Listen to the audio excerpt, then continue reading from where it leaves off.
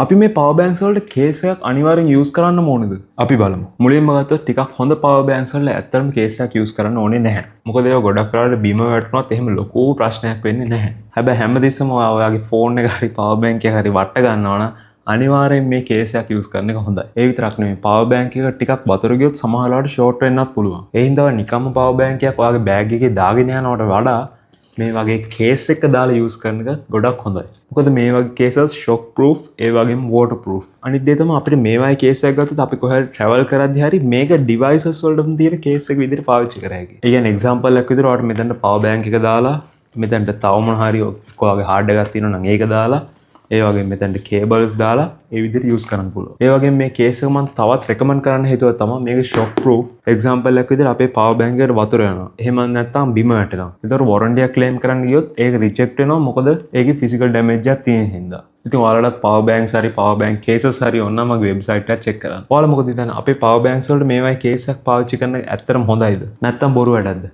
Comment එකක් දාන්න. මොකද ඒක අපි හැමෝටම වැදගත් වෙයි.